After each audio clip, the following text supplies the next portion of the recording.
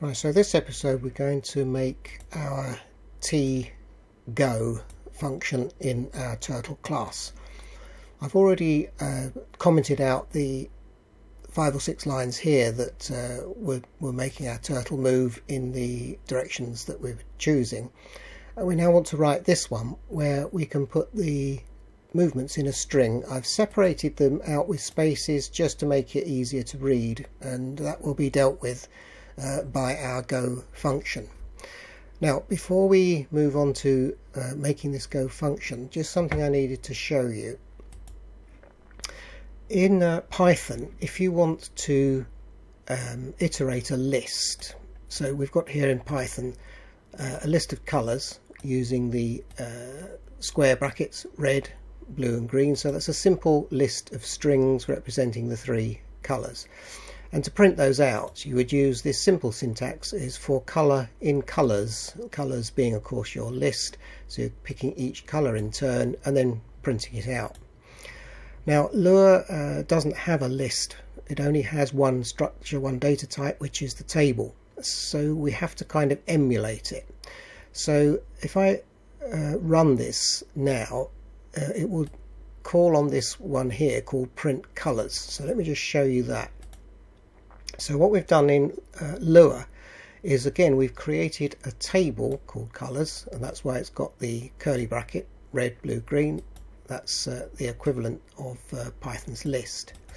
And then to print those out, we've got for colour in values colours do. So this is obviously a slight difference between Python's straightforward colours, where it's referring directly to the list, and here in Lua we're referring to the values inside the colours. Now this has to be done by a separate little function, which is this one up here. So this is a general iterating function that allows you to basically use this format. I won't go into how it works at the moment, but basically what it does is it takes each value in a list and returns them one by one inside the function in order for this for in loop to work. So let me show you that actually working now. If we go back to our tutorial, and I've called this one list iterator, I believe. Let's just see if I can find it. Yep, there we go, list iterator. And if I hit the button, we just get red, blue and green. So let's show you how that's working. Just drag that across.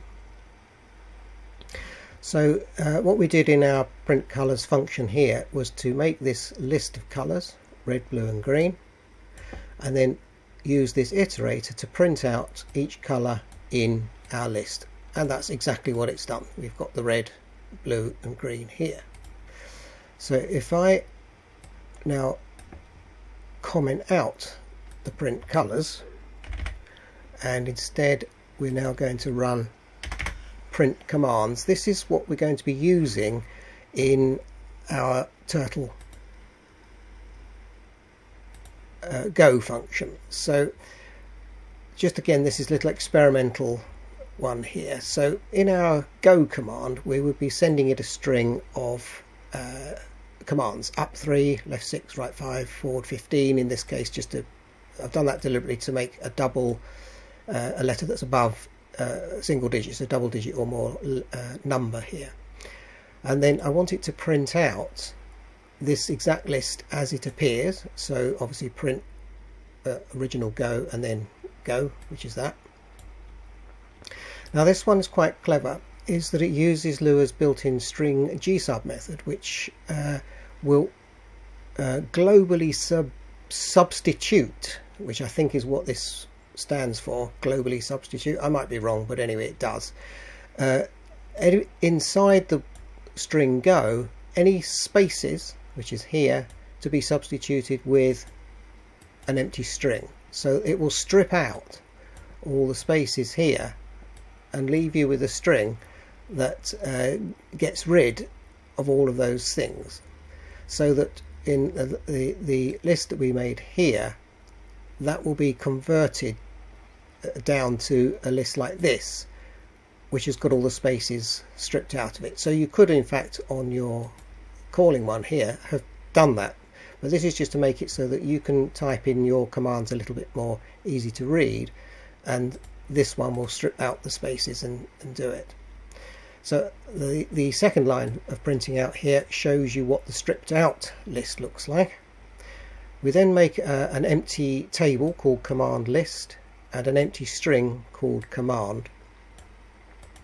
And what this loop does here is it goes through a for loop, and based on the length of our string of commands here, it will then take each one in turn and find out whether it's a character or whether it's a number, and then combine them together to produce a new table, which is the equivalent, of course, of the Python list that we were looking at earlier. And each member in the table has got a single command, upper, left, right, forward, whatever, and the number associated with it. So that will be forward 15. So this is how this works, to strip out the from our single string of commands to make it into a table of separate commands like this. And then this final section down here, using exactly the same, this values, same as we used in the colors thing. So for command in command list, print command, so that will print out those commands. So now that we have changed the main here to stop printing the colors and print the commands instead, we can now run that. Let's just save it, of course, and we can now run that back in here. So if we hit the up key and run list iterator again, now we've got the list iterator. The original go here is U3L6. Let me just get that across, slide that out the way. There we go. So our original list of which is here is now being shown here, and then the go string G sub will remove the spaces, so the stripped go is as you'd expect with all the spaces gone, and then this block here produces a table of commands, and then again we're printing those out. So you can now see we've got up 3, left 6, right 5, forward 15 in this case, just to show you that it did manage to cope with double numbers. So this is just a little demonstration of how we can use these little commands to run through our list of separate ones and get it to do it. So if I just come out of this for a second, close that off, and we'll put that back in. So what I've added to the turtle class is both those functions in class format. So we've got the values one, which was over here, so function values, and I've just altered it slightly because I've had to make it a function inside a class. So we've got class turtle values, but otherwise the contents inside are exactly the same, and of course we've had to put the self in. So this simple values v here works exactly the same in our class, except that we have to put the class name in front of it and include the self, but otherwise it works exactly the same. So we've got our generating list function here, and then of course the go itself. So we've made again class turtle dot go self, and then the path, in other words that long list of commands here. So we've now got those coming in, and it will work in exactly the same way. It takes the list of commands, gets rid of the spaces, and produces a table of commands. So if we choose that particular table of commands, we're then going to do the for loop using our values. So class turtle values command list. So we're going to take each one of these up here in turn and run them in a loop. So it starts off with U 3. So the first command will be u3, so that's the one it will do first. So from that it extracts what the first letter is of using string.sub, and that will get this first letter, so that will find u. So we're now going to look for u, and then the modifier is what's left of this string. So in this case it will be 3. If it was this one it would have found f and 15. So we've got the move and the modifier. So on our first one, our move is u and our modifier is 3. So that's the number of moves that we want to make using these simple string sub routines here. A simple list of if-else ifs. So we're looking for, in our first one, we're looking for u. So if the move equals u, which it does, then we're simply going to call the function that we've already written, the class turtle.up. Again, don't forget the self, and we're going to send that 3. So that would then find our up command here, and we're going to send it 3, and that will do our do moves one, send it 3 in the up direction, so exactly the same. And the same principle applies for all of them. So in this case we've got right, left, back, forward, up and down. So we are now going to run, if I just make sure this is all saved.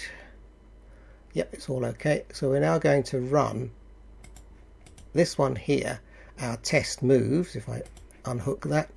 So we've got, we make our turtle object, we clear the screen, and then we simply run test moves.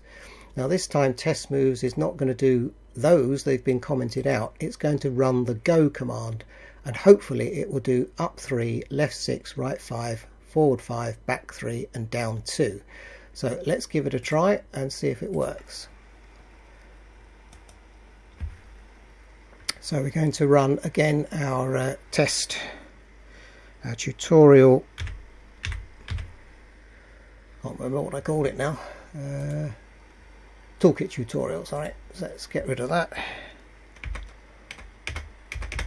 So it's toolkit, oops, helps if you spell it right, toolkit tutorial, there we are. I don't like this autocomplete. Right, so hopefully that will now run those commands. Let's hit the enter key, and looks like we're off. Yep, there we go.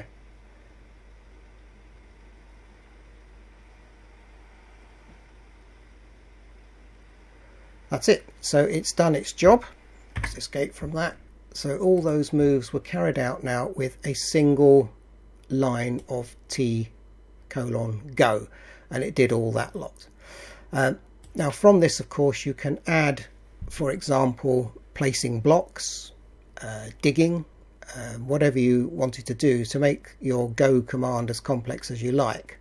And if I show you the one that I'm currently using, I think I did briefly do it on yesterday's video, you can see there are an awful lot of commands in here which do a lot of different things. So for example, when making the mine, I used this lowercase m with a number, which does the following. It mines that number of blocks above and below, checks for valuable items, and fills the space with cobble or dirt. So you can make quite complex choices in your commands here. So if we have a quick look at that M1, which is the lowercase m, if we find that for you. Where are we? M, there we go. So this one, first of all, checks whether the block which is in front, or depending of course on which direction we're going, we're looking down, so it checks whether the block below us is valuable, whether it's worth mining or whether it's just dirt or cobble. And if it's valuable, it'll mine it, and at the same time it will then replace it. So then it will go, and this will place torches if the torches have been using a turtle.place. So that these are fairly complex commands which can all be built in to the Go section, which is why it is so many hundreds of lines long. So at least that's giving you now an idea of how you can build up your own turtle.go. One thing to bear in mind that's quite important is all of this requires fuel. So I haven't included in here any kind of fuel checking system, but on my final one I call refuel on practically every move that we make, so that it will just check whether there's fuel available, and there is of course a refueling function on there, but we might cover that at a later date. So the next thing we'll cover is the menu system, so that when we're running our toolkit,